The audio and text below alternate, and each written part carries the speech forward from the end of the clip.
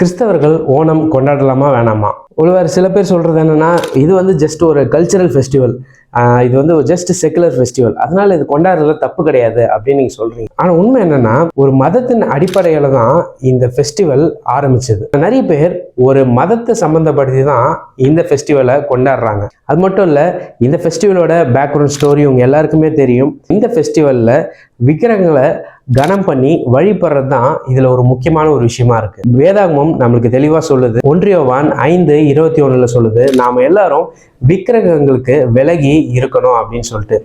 இருக்கும்போது இந்த மாதிரி ஒரு சூழ்நிலையில நாம உலகத்துக்கு ஏற்ற மாதிரி வேஷம் போட்டு அவங்கள நான் திருப்திப்படுத்தணும் அப்படின்றதுக்காக அதுல இன்வால்வ் ஆகாம இந்த இடத்துல நீங்க உலகத்துக்கு வெளிச்சமா இருக்கணும், வித்தியாசமா இருக்கணும். யாராவது இந்த ஃபெஸ்டிவலை செலிப்ரேட் பண்றதுக்கு உங்களை இன்வைட் பண்ணாலும் நீங்க டீசெண்டா அவாய்ட் பண்ணிட்டு இல்ல நான் வரல அப்படின்னு நீங்க சொல்லணும். அப்ப அவங்க கேள்வி கேட்பாங்க, ஏன் வரமாட்டீங்க அப்படின்னு சொல்லிட்டு. அப்ப இதை ஒரு வாய்ப்பா நீங்க பயன்படுத்தி காஸ்பலை நீங்க சொல்லலாம். ஏன் இயேசு மட்டுமே உண்மையான தெய்வம் அப்படின்றத பத்தி இந்த இடத்துல நீங்க அவங்களுக்கு ஷேர் பண்றதுக்கு இது ஒரு ஆப்பர்ச்சுனிட்டியா இருக்கும்.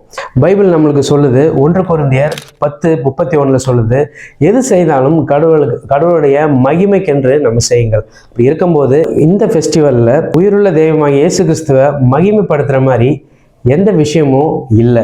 அப்படி இருக்கும்போது கிறிஸ்தவர்கள் இந்த ஃபெஸ்டிவல்ல நீங்க பங்கேற்க கூடாது.